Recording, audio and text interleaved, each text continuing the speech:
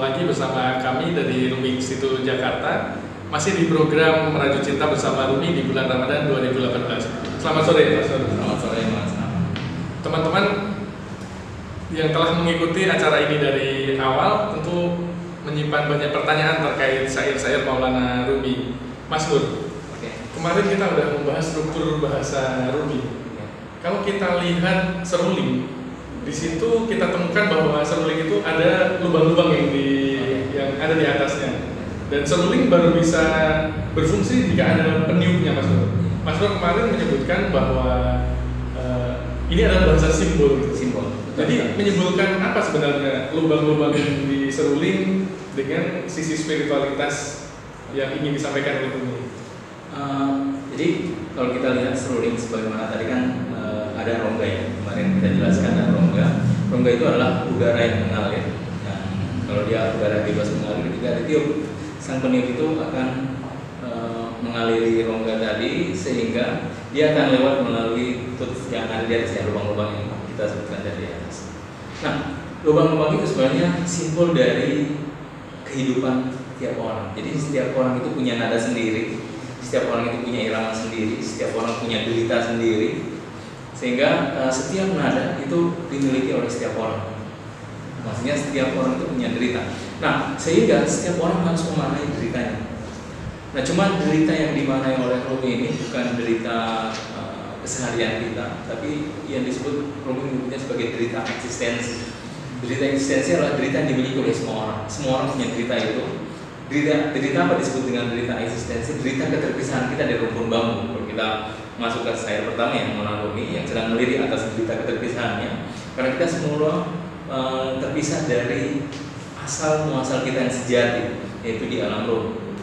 Alastu birabbikum qalu bala syahidna dalam Quran.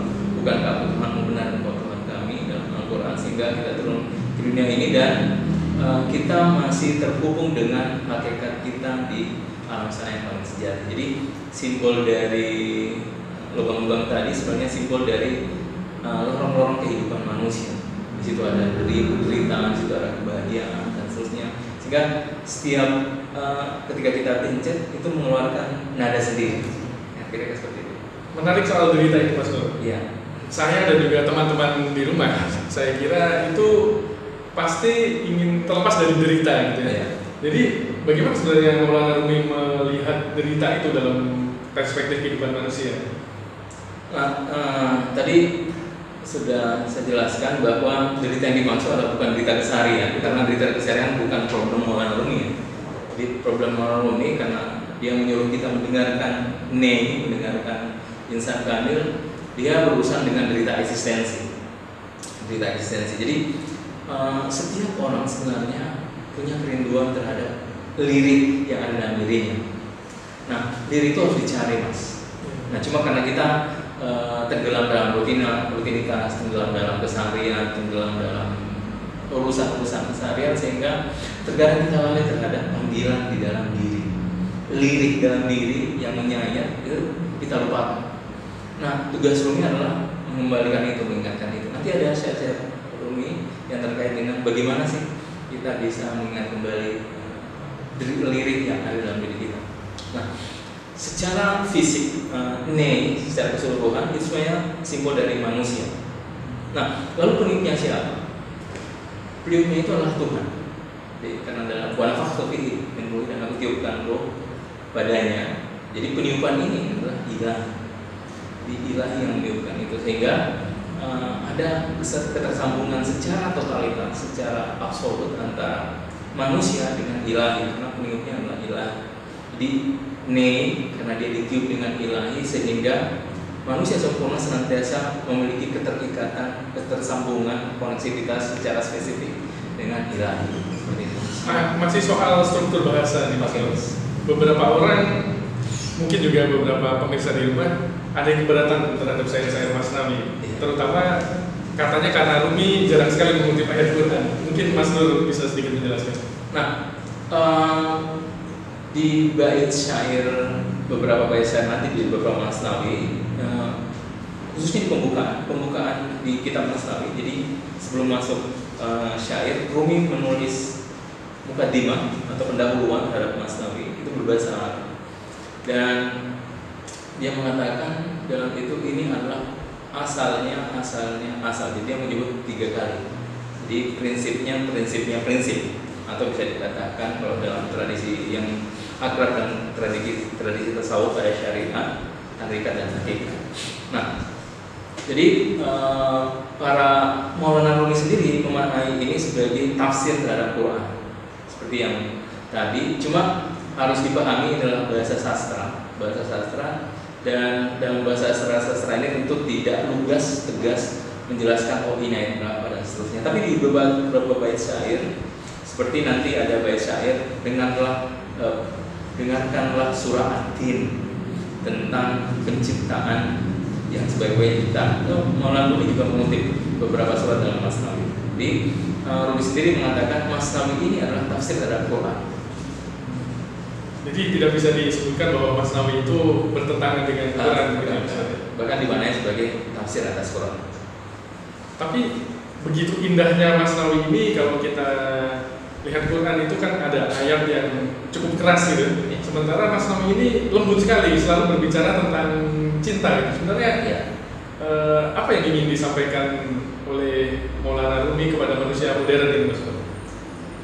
Nanti di puisi ini ada, dan saya akan datang kepada baik orang-orang yang buruk dan orang-orang yang baik. Jadi itulah kekuatan cinta. Kekuatan cinta bisa memeluk siapapun, bahkan musuh itu adalah dianggap sebagai bagian dari kecintaan.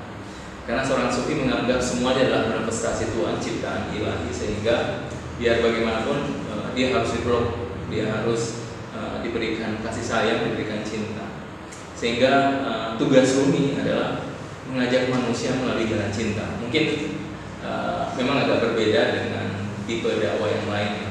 Tipe dakwah Rumi adalah lebih mendahulukan cinta, yang lain menurut keragaman, sehingga orang bisa terpanggil dengan cinta tadi. Karena memang harus kita akui tidak semua karakter sama, tidak semua orang karakter sama. Ada memang orang yang bisa dipanggil dengan sesuatu yang lain, tapi Rumi ingin mengajak manusia dengan cinta, kira-kira seperti itu. Kalau kita lihat keberagamaan atau keberislaman di tanah air akhir-akhir ini yang cukup keras gitu ya, beberapa menunjukkan gejala ke arah ekstremisme gitu. Apakah saya Maulana Rumi akan menemukan titik strategisnya, Mas, untuk dibacakan atau untuk dibumikan di negeri ini? Saya pikir seperti itu, bukan cuma di negeri ini, bahkan kalau kita lihat Trump ketika dia melarang orang-orang Muslim masuk ke, pernah Trump ya, melarang negara-negara Muslim masuk ke Amerika. Justru orang Amerika yang Muslim itu mengutip Rumi dan mengajak Trump untuk baca Rumi, kan? Jadi bagaimana di Barat sendiri Rumi ini menjadi satu kekuatan besar untuk memperkenalkan bahwa Islam juga memberikan dimensi lain, yaitu dimensi cinta yang begitu hadir secara mendalam dalam syair-syair Masnawi. Nah, termasuk Indonesia, saya pikir kalau saya amati ya, mulai dari Twitter, mulai dari grup Telegram yang kita buat, kemudian grup di Facebook, saya pikir mereka semua begitu antusias dengan syair-syair Maulana Rumi, seolah mendapatkan rumah kedamaian, kira seperti itu. Yeah. Saya jadi teringat tentang Anne-Marie Schimmel ya, yang beliau mengatakan bahwa justru di masa politik yang carut marut itu lahir para sufi besar termasuk Rumi. Kalau kita lihat Indonesia hari ini dan lahirnya Rumi, tentu ini menjadi sebuah spirit tersendiri ya. Bagaimana harapan Mas Nur terhadap syair-syair Rumi bagi konteks keindonesiaan ini ke depan, Mas Nur? Memang momen yang tepat kita mendirikan Rumi Institute. Rumi karena di momen yang begitu hampir semua orang ini punya keresahan masing-masing. Hampir kita tidak ada ruang yang bebas, kira-kira seperti itu. Di grup-grup kita bertengkar, grup kita bertengkar, di sosmed juga kita bertengkar. Hampir tidak ada ruang kita memiliki kesendirian, menemukan jati diri, menemukan kedamaian. Dan saya pikir salah satu pelarian terbaik adalah kita masuk saya. Terima kasih teman-teman semua. Demikian uraian dari Mas Nur dari Rumi Institut Jakarta tentang Masnawi Rumi. Saksikan besok, kami masih akan mengupas lebih jauh bersama Mas Nur tentang syair-syair Masnawi Rumi. Selamat sore, selamat berbuka puasa. Wassalamualaikum warahmatullahi wabarakatuh.